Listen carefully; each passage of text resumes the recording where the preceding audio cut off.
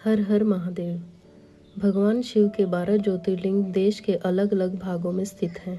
इन्हें द्वादश ज्योतिर्लिंग के नाम से भी जाना जाता है। इन ज्योतिर्लिंगों के दर्शन, पूजन, आराधना से भक्तों के जन्म जन्मांतर के सारे पाप समाप्त हो जाते हैं। वे भगवान शिव की कृपा के पात्र बनते हैं। श्री सोमनाथ गुजरात प्रांत के काठियावाड़ क्षेत्र के समुद्र के किनारे सोमनाथ नामक विश्व प्रसिद्ध मंदिर में यह ज्योतिर्लिंग स्थापित है। पहले यह क्षेत्र प्रभास क्षेत्र के नाम से भी जाना जाता था। यही भगवान श्री कृष्ण ने जरा नामक व्याध के बाण को निमित्त बनाकर अपनी लीला का संवरण किया था। यहाँ के ज्योतिर्लिंग की कथा का पुराणों में इस प्रकार से वर्णन है। दक्ष प्रजापति की 27 कन्याएं थीं। उन सभी का विवाह चंद्रदेव के साथ हुआ था, किंतु चंद्रमा का समस्त अनुराग व प्रेम उनमें से केवल रोहिणी के प्रति ही रहता था। उनके इस कृत्य से दक्ष प्रजापति की अन्य कन्याएं बहुत अप्रसन्न रहती थीं। उन्होंने अपनी यह व्यथा कथा अपने पिता को सुनाई। दक्ष प्रजापति ने इसके लिए चंद्रदेव को अनेक प्रकार से समझाया, किंतु रोहिणी के वशीभूत उनके हृदय पर इसका कोई प्रभाव नहीं पड़ा।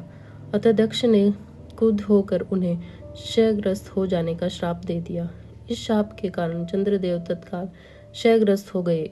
उनके क्षयग्रस्त होते ही पृथ्वी पर सुधा, शीतलता, वर्षण का उनका सारा कार्य रुक गया। चारों ओर त्राही त्राही मच गए। चंद्रमा भी बहुत दुखी हुए। उनकी प्रार्थना सुनकर इंद्रादि देव तथा वशिष्ठ आदि ऋषिगण उनके उद्धार के लिए पितामह ब्रह्मा जी के पास गए। सारी बातों को सुनकर ब्रह्मा जी ने कहा, चंद्रमा अपने शाप विमोचन के लिए अन्य देवों के साथ पवित्र प्रभास क्षेत्र में जाकर मृत्युंजय भगवान शिव की आराधना करें। उनकी कृपा से अवश्य ही इनका शाप नष्ट हो जाएगा और ये रोग मुक्त हो जाएंगे। उनके कथानुसार चंद्रदेव ने मृत्युंजय भगवान की आराधना का सारा कार्य पूरा किया। उन्होंने घोर तपस्या करते हुए 10 करोड़ मृत्युंजय मंत्र का जाप किया। इससे प्रसन्न होकर भगवान शिव ने उन्हें अमरतत्व का वरदान दिया। उन्होंने कहा, चंद्रदेव तुम शोक न करें, मेरे वर से तुम्हारा शाप मोचन तो होगा ही साथ दक्ष प्रजापति दक्ष के वचनों की रक्षा भी हो जाएगी। कृष्ण पक्ष में प्रतिदिन तुम्हारी एक कला क्षीण होगी, किंतु पुनः शुक्ल पक्ष में उसकी क्रम से तुम्हारी एक कला बढ़ जाएगी। इस प्रकार प्रत्येक पूर्णिमा को तुम्हें पूर्ण चंद्रत्व प्राप्त होता रहेगा।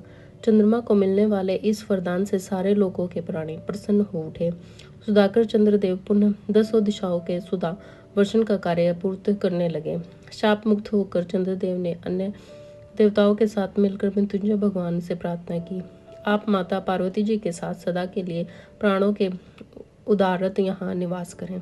भगवान शिव उनकी इस प्रार्थना को स्वीकार करके ज्योतिर्लिंग के रूप में माता पार्वती के साथ तभी से यहाँ रहने लगे। पान प्रभास क्षेत्र में स्थित इस सोमनाथ ज्योतिर्लिंग की महिमा महाभारत श्रीमद् भागवत कथा स्कंद पुराण में विस्तार से बताई गई है। चंद्रमा का एक नाम सोम भी है। उन्होंने भगवान शिव को ही अपना नाथ स्वामी मानकर यहाँ तपस्या की थी, अतः इस ज्योतिर्लिंग को सोमनाथ कहा जाता है। इसके दर्शन, पूजन, आराधना से भक्तों के जन्म जन्मांतर के सारे पाप और दुष्कृत्य विनष्ट हो जाते हैं। वे भगवान शिव और माता पार्वती की अक्षय कृपा का पात्र बन जाते हैं। मोक्ष का मार्ग उनके लिए सहज ही सुलभ हो जाता है। उनके लौकिक पारलौकिक सारे कृत्य स्वयं सफल हो जाते हैं। हे महादेव, हे महादेव, हे महादेव।